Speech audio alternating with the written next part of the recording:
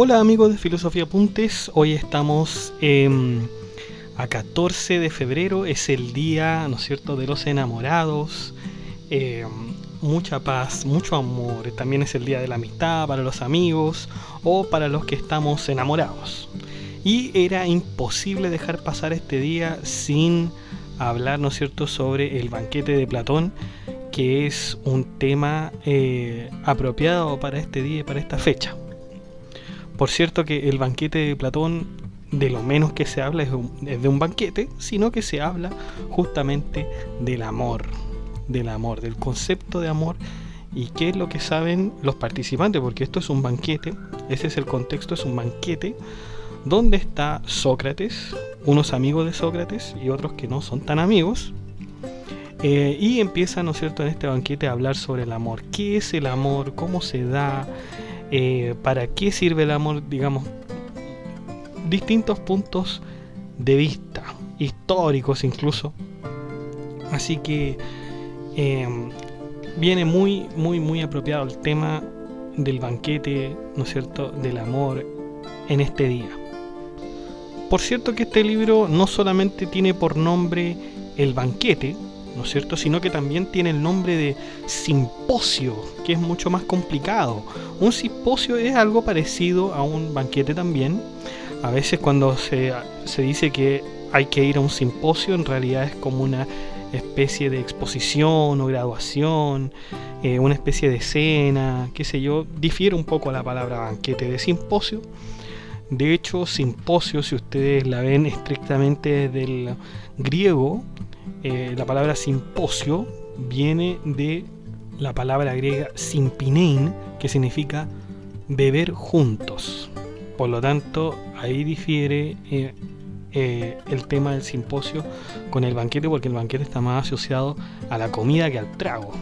Pero digamos, estaríamos más o menos en lo mismo si tenemos que ver el contexto de este tema.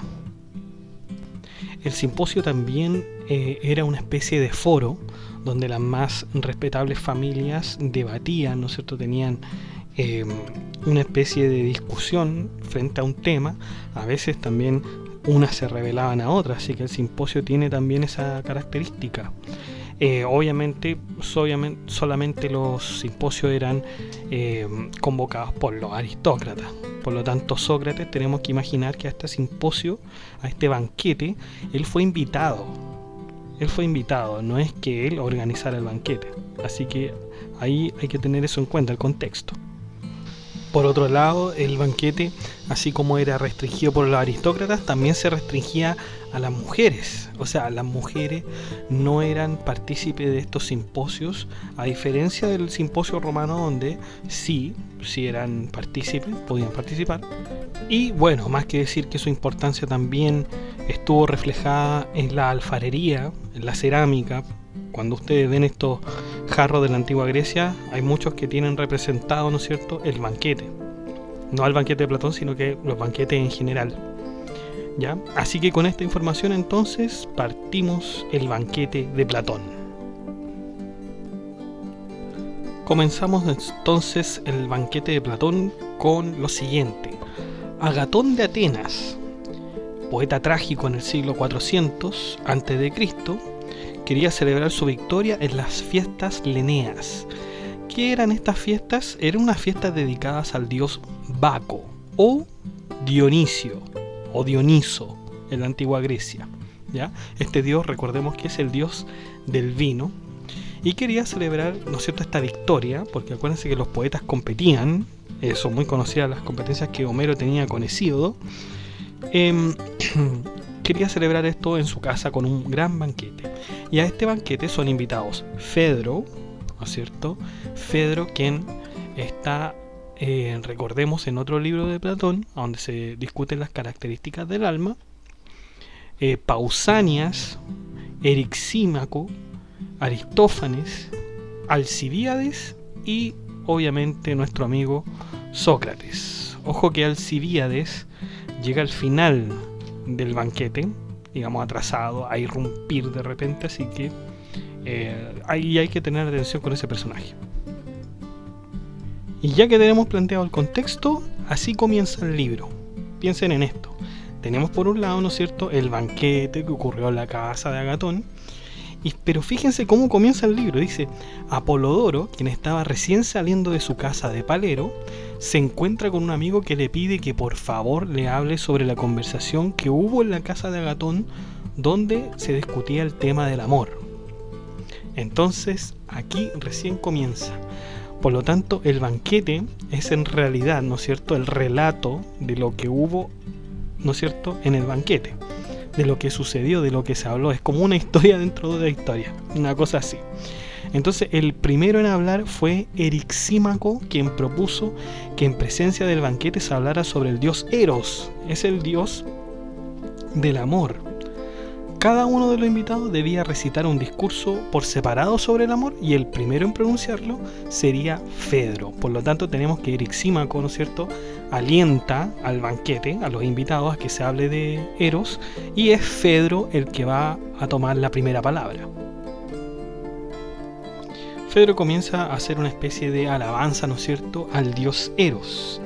Dice que es uno de los dioses más antiguos, considerando que luego del caos existió la tierra. O sea, caos, recuerden que fue el primero, ¿no es cierto?, que existió, después tierra y después Eros. Ojo, Eros. Claro, caos fue el primero en existir.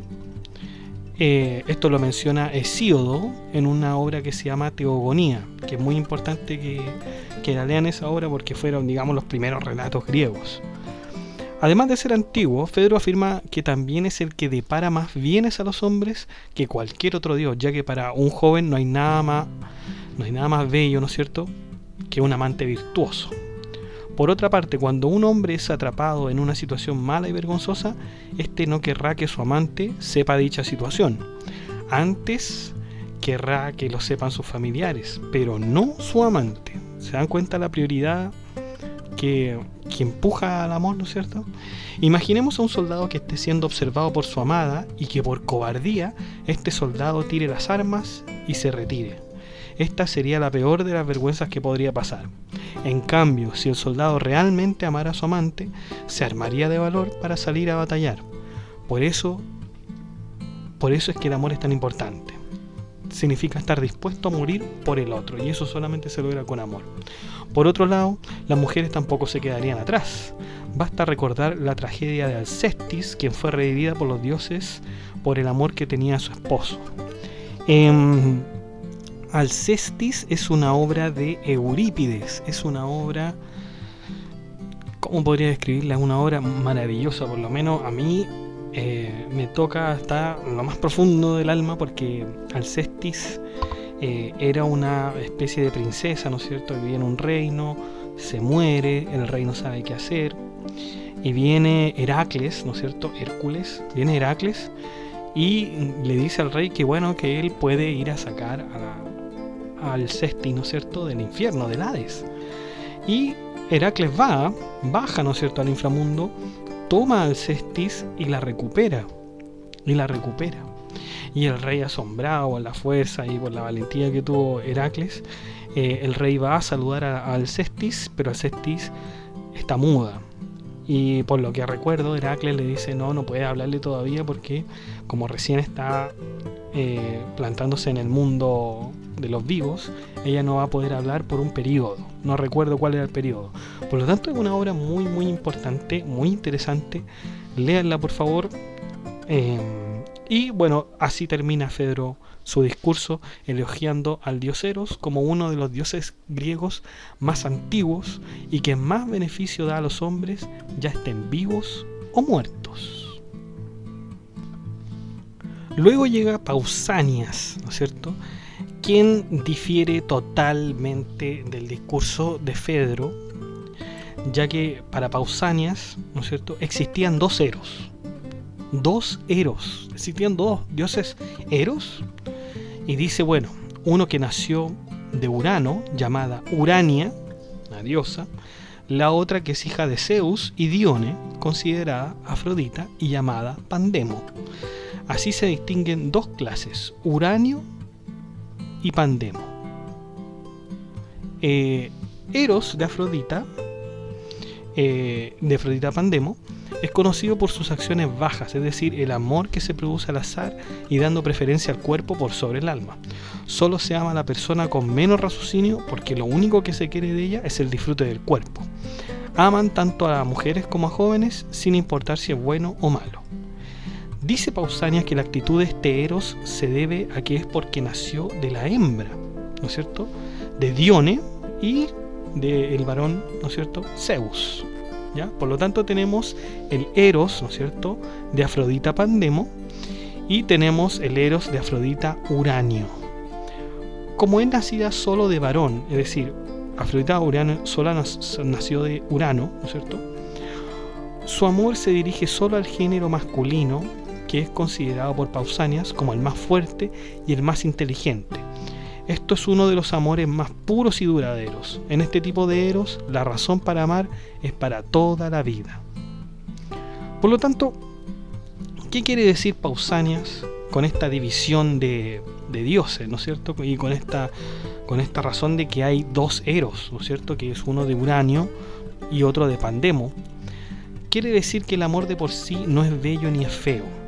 Bello sería si se siguen las reglas de la virtud, es decir, ser valiente, honesto, sincero, y es malo si no se siguen, si es, por ejemplo, si se es cobarde, mentiroso o vicioso. El amor del primer Eros no sería duradero, ya que privilegia al cuerpo por sobre el alma, lo habíamos dicho, y el cuerpo con el paso del tiempo se deteriora, y es ahí cuando el amante busca otro cuerpo, otro joven, donde satisfacerse. En cambio, en el segundo Eros tenemos a un amante que ama algo que es durable, que es el alma. Por lo tanto, este Eros de Afrodita Uranio, ¿no es cierto?, nacida del varón, es, digamos, el verdadero Eros, ese que se ama para toda la vida. Y luego tenemos a Erixímaco. Erixímaco, que es un médico. Una vez terminado el discurso de Pausanias, seguiría, ¿no es cierto?, el turno, en realidad no para Erixímaco, sino que para Aristófanes. Sin embargo, Aristófanes tenía un hipo que no le permitía pronunciar el discurso, seguramente por haber comido demasiado. Entonces su turno se lo cede al médico Erixímaco, quien accede con gusto diciendo a Aristófanes que solo tenía que tener paciencia con el hipo o que hiciera gárgaras con agua. Como buen médico, Erixímaco, en su discurso dice que los humanos tienen dos partes en su cuerpo, partes que son sanas y otras partes que son enfermas. Erixímaco dice que las partes desiguales se aman entre sí. Esto es posible verlo en el trabajo del médico, cuando éste debe hacer que las partes que son desiguales vuelvan a ser unidas para formar una especie de armonía en el cuerpo. Lo mismo ocurre en la música. El ritmo debe ir en coordinación con la armonía, ya que de otro modo no podría haber música. Lo grave y lo agudo no resulta bueno si están como contrarios. Deben ser complementarios para que se forme un buen sonido. Erixímaco también utiliza la referencia de Pausanias, diciendo que si nos entregamos al amor del Eros Uranio, ¿no es cierto?, entonces conoceremos todo el poder verdadero del amor. En cambio, si nos entregamos al de Pandemos, solo tendremos la apariencia del amor y no su verdadera forma. Por cierto que la imagen que ustedes están viendo, algunos no la van a ver porque esto es un podcast, también solamente se escucha, pero aquí como se puede ver la imagen, el que está ahí no es Erixímaco, el que está ahí es Hipócrates, que es el padre de la medicina, que también vamos a hablar de él en su momento. Luego toca el turno a Aristófanes, quien ya había sanado del hipo, ¿no es cierto? Procede a decir su discurso, que por lo demás es el más distinto y a la vez el más especial de los discursos que se pronuncian ahí en el banquete. Aristófanes nos relata una vieja historia sobre los sexos que existían antes. Estaban, de acuerdo a Aristófanes, los hombres, estaban las mujeres y estaban los andróginos. Los andróginos eran unos seres que tenían todas las características tanto de los hombres como de las mujeres. Estas personas en forma de círculos, con 2 caras, 4 brazos, 4 piernas, 4 orejas y 2 órganos sexuales, habitaban, ¿no es cierto?, la tierra junto con los hombres y junto con las mujeres. estos seres en realidad eran agresivos y arrogantes. Un día quisieron desafiar incluso a los mismos dioses y trataron de subir a desafiarlos. Sin embargo, Zeus, tras reflexionar seriamente sobre estos seres, ya que no podía destruirlos porque ya habían destruido a los cíclopes, dando fin a los sacrificios, arroja un rayo sobre ellos, partiendo sus cuerpos por la mitad. Así, cada mitad del andrógino separado buscaba su otra mitad. Al encontrarse las dos, una moría de hambre e inmovilidad, ya que no hacían nada más que estar la una con la otra. De ahí proviene el amor que nos tenemos los unos a los otros, debido a que todos buscamos nuestra mitad, la cual nos fue arrebatada. El amor consistiría entonces en buscar esa otra mitad, como podríamos decir esa media naranja, que también es un dicho que se dice hoy en día. Y el próximo en hablar es Agatón, quien había ganado, ¿no es cierto?, este concurso de poesía. Y Agatón difiere de todo lo anteriormente mencionado y les recalca, ¿no es cierto?, que se concentraron más bien en decir lo que producía Eros, ¿no es cierto? Se concentraba más bien en eso y no en el dios mismo. Entonces dice Agatón que Eros es el mejor y más bello de todos los dioses debido a que es joven. Esta es la palabra, joven, la palabra clave para Agatón. Al mismo tiempo, Eros se aleja de la vejez, de ahí que la máxima antigua que dice que lo semejante debe estar con lo semejante. Lo semejante debe estar con lo semejante, contrario a lo que decía Erixímaco, que es, ¿no es cierto?, estas partes que son desiguales. No, aquí Agatón dice lo semejante debe estar con lo semejante. No está de acuerdo con lo que dice Fedro tampoco, cuando nos hablaba de que era el más antiguo de los dioses. No podría serlo, ya que Caos estaba en el principio de la creación. Eros es joven y además es un dios delicado. Esto es porque Eros no toca la tierra, sino que anda por las cabezas más delicadas entre los seres humanos, debido a que su morada está en los corazones de aquellos, no en los corazones duros, sino en los delicados. También una de sus moradas son las flores. Jamás se posa en flores marchitas o algo que tenga una superficie sólida. Otro aspecto de Eros es que detesta la violencia y la ofensa, debido a que una de sus características es la templanza y por lo tanto domina todos los placeres. Por lo demás, sin Eros no habría concordia entre los dioses ni entre los hombres, ya que es Eros responsable de que exista unidad entre ellos. En efecto, difiere, ¿no es cierto?, de Erixímaco. Erixímaco dice que son las partes desiguales las que se unen, y en algún modo tiene razón. De repente encontramos que hay personas que son muy contrarias y de alguna manera se unen. Es como el viejo dicho que los polos opuestos se atraen. Hay alguna gente que cree en eso, hay gente que cree que no. Pero también Agatón tiene razón con cuanto a que lo semejante debe estar con lo semejante. Una persona que tiene intereses, ¿no es cierto?, que son comunes a otra persona, es más probable que esté con ella.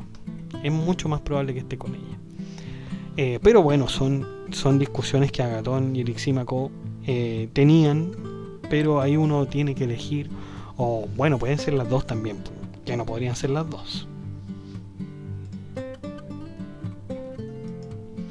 Luego viene el turno del esperado Sócrates, el sexto discurso.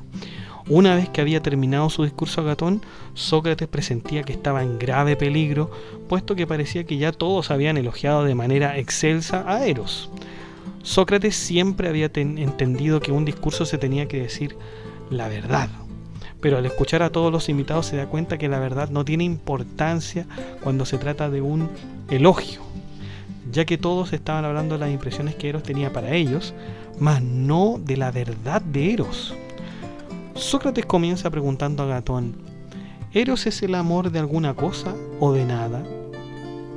Sócrates inmediatamente le dice que su respuesta obligatoria a esta pregunta sería que Eros es padre de un hijo o hija. Luego le dice a Agatón que el fuerte quiere ser fuerte, es decir, ese hombre quiere lo que ya posee. ¿Qué quiere decir esta confusa reflexión que quien desea lo que ya tiene es porque no está seguro de poseer en verdad. Entonces siempre se desea lo que no se está seguro de poseer. Por ejemplo, lo que no existe en el presente, ¿no es cierto? Eso es lo que deseamos, lo que no existe en el presente, porque no lo tenemos en el presente, por eso no lo deseamos.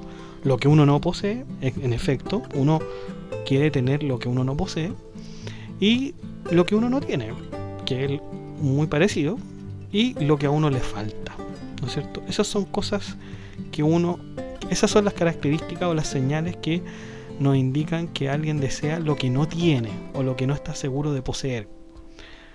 Estas 4 cosas significa amar. Por lo tanto, podríamos decir que el amor es el amor a alguna cosa y además el amor de alguna cosa que nos falta. Sócrates toma el razonamiento anterior de Agatón para desarrollar su tema. Agatón, recordemos que había dicho que el amor es el amor a lo bello y no a lo feo. Pero si tomamos el razonamiento de Sócrates, que consiste en amar las cosas cuando se carece de ellas, entonces tendríamos que decir que Eros carece de belleza y tampoco la posee. Totalmente contrario a lo que habíamos estado diciendo. Agatón queda confundido, en efecto, porque no se puede llamar bello a lo que no posee belleza. Sócrates pregunta nuevamente a Agatón, ¿son bellas las cosas buenas? Y Agatón responde que sí. De esta manera, Eros tampoco tendría bondad, considerando que la belleza es inseparable de lo bueno. Agatón se queda sin argumentos para contestar. Bueno, Sócrates, para aclarar aún mejor lo dicho, nos relata una conversación que tuvo con una mujer que nadie conocía hasta el momento. Es una mujer de la cual se tiene muy poca información en todo caso. Esta mujer se llamaba Diótima, quien fue la mujer que a Sócrates le enseñó todo sobre el amor. En ese momento Sócrates había hablado con palabras semejantes a las de Agatón en referencia a Eros, pero finalmente Diótima le dice a Sócrates que el amor no es bello ni es bueno.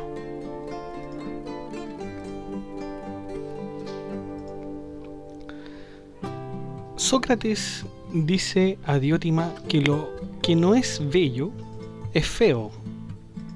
En efecto, lo que no es bello es feo. No obstante, Diótima da a Sócrates un ejemplo entre la ciencia y la ignorancia. ¿Solamente se puede ser sabio para participar de la verdad? La respuesta es no. Hay algo que está en medio de la sabiduría y la ignorancia, y esto es la opinión. ¿Cómo es que Diótima da con la opinión, ¿no es cierto?, que habíamos dicho que se aborda, ¿no es cierto?, en el libro sexto de la República? Es decir, la opinión es aquello que está entre la inteligencia y la ignorancia. No es afirmar ni negar, sino que es simplemente un momento intermedio entre la sabiduría y la ignorancia. No puede pertenecer a la sabiduría porque es un saber inconsistente, y no puede ser ignorancia porque de cierto modo participa de la verdad. Así, el amor tampoco sería necesariamente bello o bueno, ni feo ni malo. El amor sería un punto intermedio entre estos dos extremos. Luego Sócrates y Diótima comenzaron a hablar sobre Eros. Ambos concuerdan con que los dioses son dichosos y buenos. Sin embargo, Eros no podría ser un dios porque carece de lo bueno y lo bello. Sócrates queda sorprendido ante esta afirmación y le pregunta si acaso Eros era un mortal, pero Diótima le contesta negativamente. Al contrario, era algo intermedio entre lo mortal y lo inmortal. ¿Qué es aquello que está entre medio de lo mortal y lo inmortal? Es un demonio.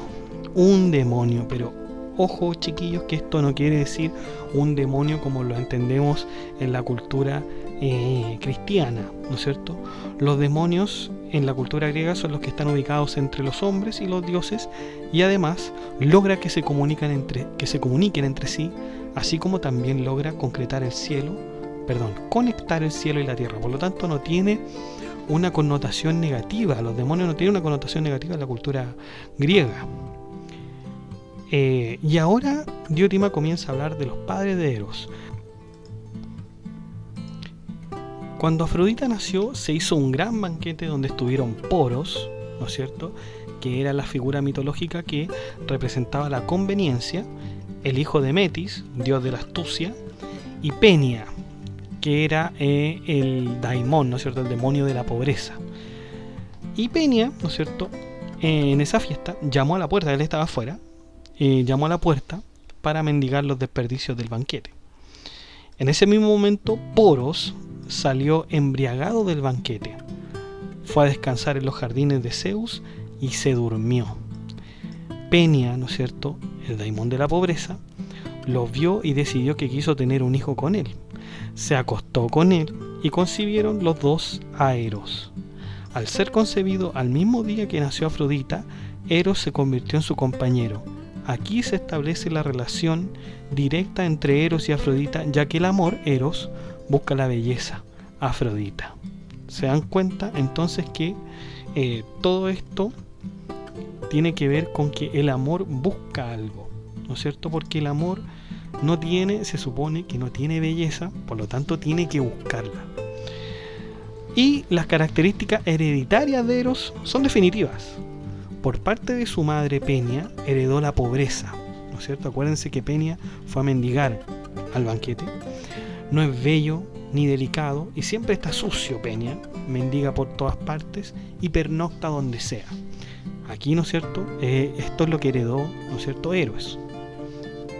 Por su padre Poros heredó la percepción de lo bueno, de lo bello, de lo osado, de lo viril, y es perseverante, ¿no es cierto?, le gusta filosofar y siempre está animado cuando quiere obtener lo que se necesita, porque acuérdense que Poros es el que representa la conveniencia.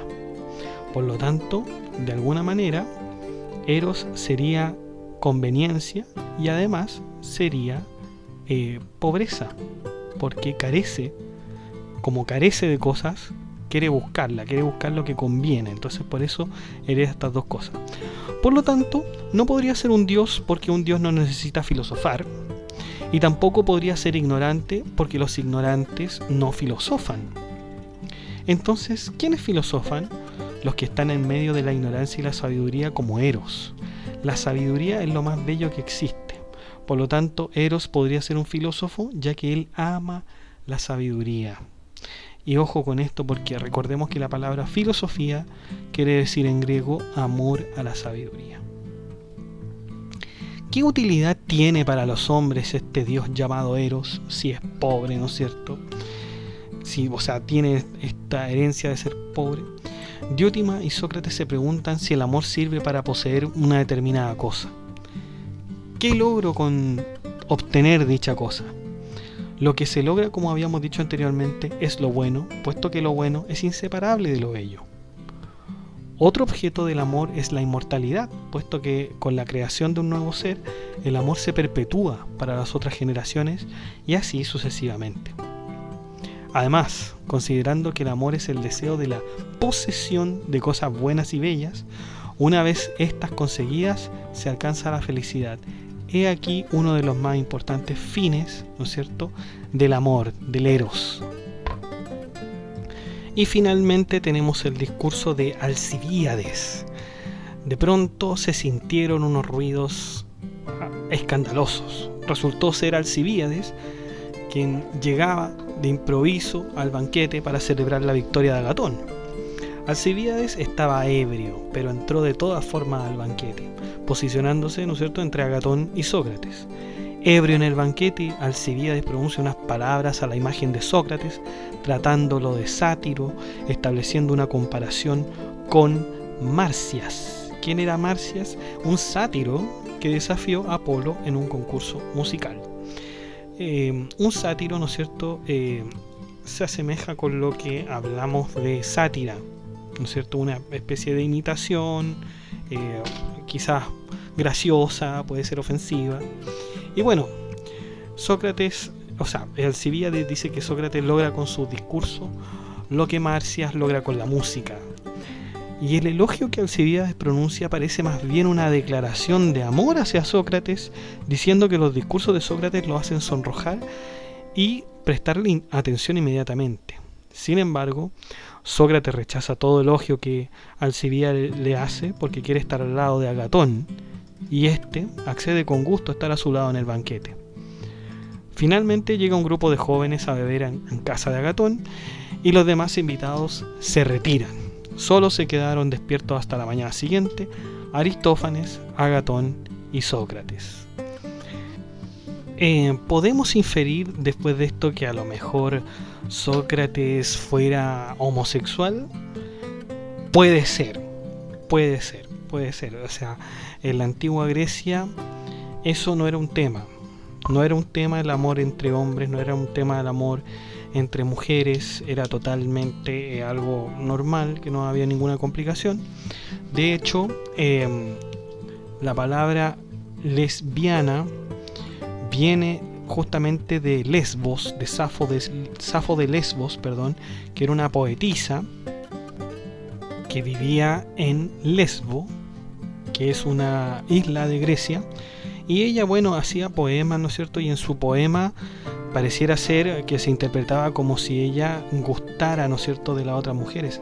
Ella le escribía consejos para sus alumnas, con respecto al pelo, con respecto a la apariencia. Entonces se decía, ¿no es cierto?, que Safo en realidad le gustaban, ¿no es cierto?, sus alumnas, le gustaban las mujeres. Por lo tanto, por eso se dice la palabra lesbiana, ¿no es cierto?, en referencia a Safo de Lesbos, ¿ya? De hecho, esta costumbre también la van a tomar los romanos. Los romanos también tenían unas conductas homosexuales. Y otro tema que tampoco que es chocante hoy día, ¿no es cierto?, pero era aceptado en la antigua Grecia, era el matrimonio, ¿no es cierto?, o el amor entre una niña y un adulto. Era algo que solía pasar y algo que en realidad no era tema. Mi profesor de filosofía decía: la pederastia no era un tema en Grecia. No sé si la pederastia, puede ser el nombre. Yo diría que el amor entre un joven y un niño y un adulto lo pondría más bien en ese plano. Pero esto que estamos en lo mismo, o sea, no hay un problema con eso. Por lo tanto, nos tenemos que quedar con la visión de Sócrates, ¿no es cierto?, porque Alcibíades en realidad no llegó a hacer nada, estaba borracho. El amor sería entonces este querer, ¿no es cierto?, las cosas que uno no posee y que no está seguro de tener. Sería una búsqueda eterna por alcanzar lo bello y lo bueno. Claro, si alcanzáramos lo que es bueno y lo que es bello, no tendría caso seguir buscando y por lo tanto no tendría caso estar enamorado. Eso nos queda como una pregunta. Claro, si uno alcanza el amor, debería estar feliz, debería estar, ¿no es cierto?, en un auge, en lo máximo. Pero pareciera ser que el que está enamorado es el que todavía no consigue aquello. No sé si me entienden, pero es la eterna búsqueda por alcanzar lo bello y lo bueno. Y cuando una vez se alcanza, ¿qué? Vamos a estar felices, por supuesto, pero ya no estaríamos en esa búsqueda, ya no podríamos buscar, por lo tanto se entendería de alguna manera que ya no estamos enamorados, porque el enamoramiento o el amor se supone que es buscar esa cosa, ¿ya? Una pregunta para ustedes, a lo mejor ustedes están más cerca que yo, a lo mejor lo interpreté mal, pero es una pregunta que solamente me surgió después de haber leído el banquete de Platón. Bueno, chicos, y eso ha sido todo por hoy. Muchas gracias por escuchar. Den like, comenten, suscríbanse. Que estén muy bien, pásenlo. Ojalá lo hayan pasado muy bien este día. Ya son las 7 de la tarde, así que muchas gracias, que estén bien. Cuídense.